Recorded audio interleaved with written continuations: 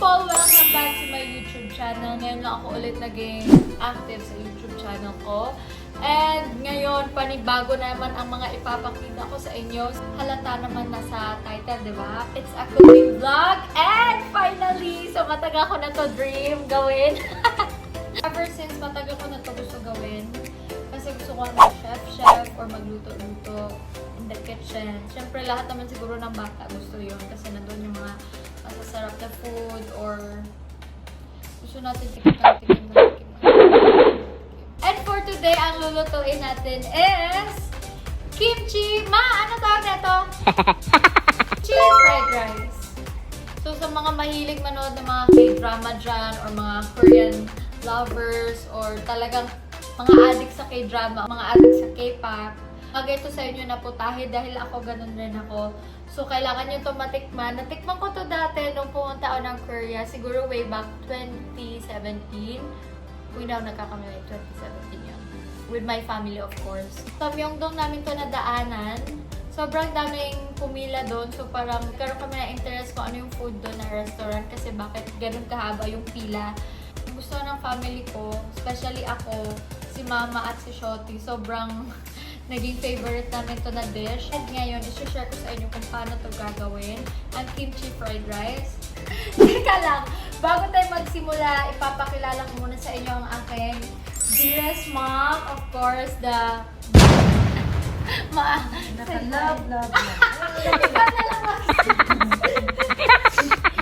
So, ano gusto mo sabihin sa viewers mo?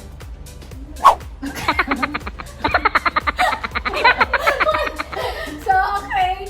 So, without further ado, let's start now. Ayan, magsa-start na tayo. And meron akong gusto ipapakilala sa inyo, guys. Jackie Lo! Jackie Lo sa TikTok. TikTok pa na yun. Ayun!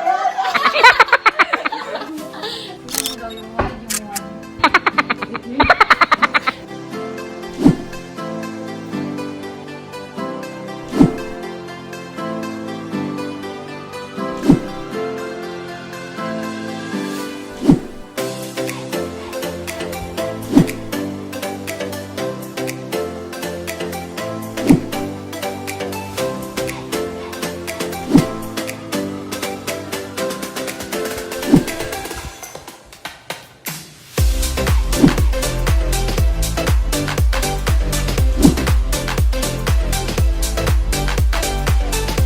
Pinakita ko yun yung recipes ng kimchi fried rice natin.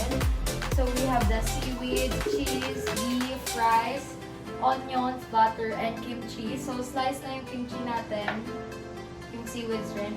And sa beef naman, pwede rin naman iba yung meat nyo. Pwede rin naman seafoods or chicken. Depende kung ano yung gusto nyo.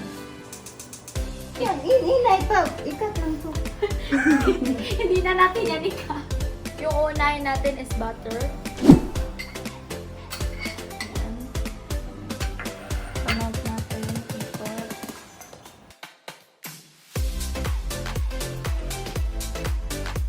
Next is onion.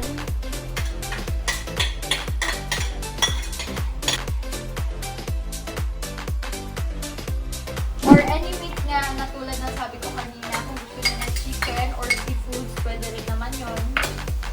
Pero beef ito namin, so kaya beef yung nilagay ko.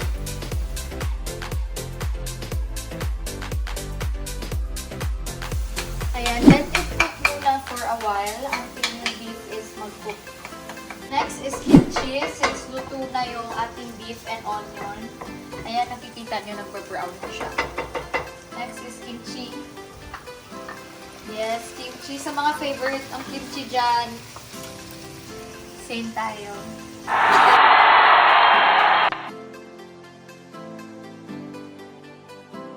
Blend lang natin yung kimchi with the beef and onion.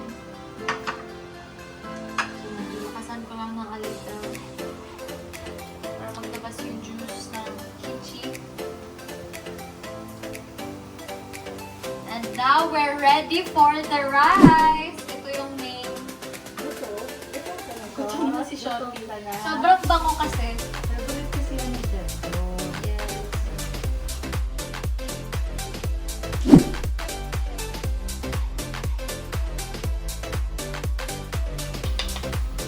the chili paste. Kailangan din to para mas tumasa yung kimchi fried rice natin.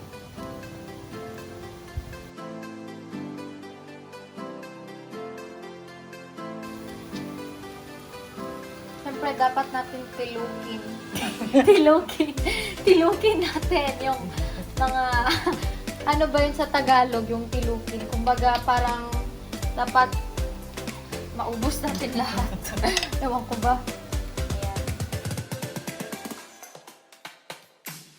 Ayan.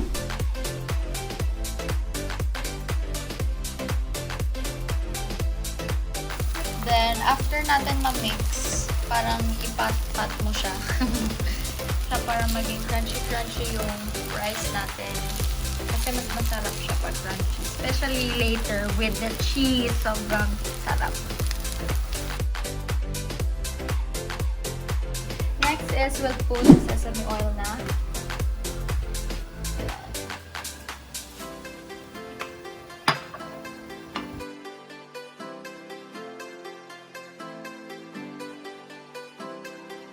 Next is seaweeds. Alam kong maraming may gusto nito. Super.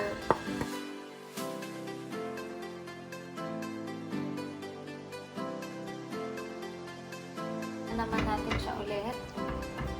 Kasi ilalagay na natin ang, siguro ito yung highlight ng kimchi fried rice. So, pat-pat lang ulit. Nang magiging circle siya. Ayan. So, ito na nga yung highlight. Cheese! So, we're gonna melt the cheese on the top.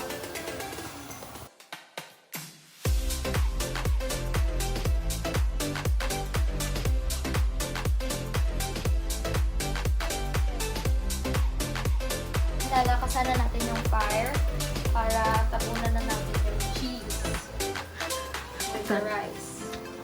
Tabunan, takpan pala natin ang rice. Dapat, kumbaga para siyang nasa loob ng rice. Nagiging crunchy to. Sobrang sarap nito later. Ayan. Ipapat mo rin. Pat ng pat.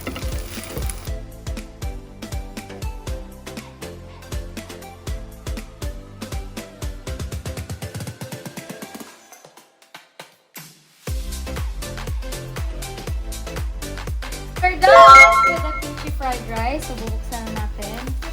Yes. Isulog yung cheese niya. So, let's try! Shot! Let's go! Yes. Excited ka na ba?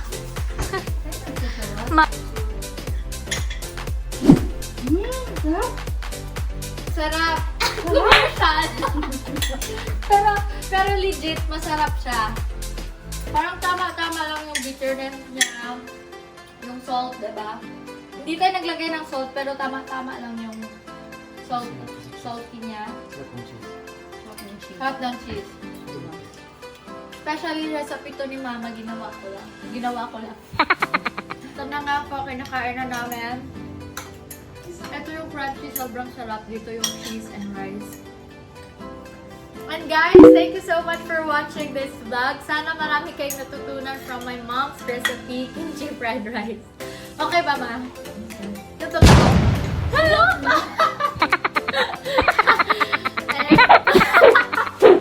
Pwede nyo rin to i-partner sa seaweeds. Pwede rin to actually maging baked kimchi fried rice kung ibe-bake natin siya. Sarap. Maraming salamat sa panonood nyo and see you again next time. Marami pa akong i-share sa inyo and i-enjoy na lang muna namin ang kimchi fried rice. Mauubos namin to. So, bye-bye!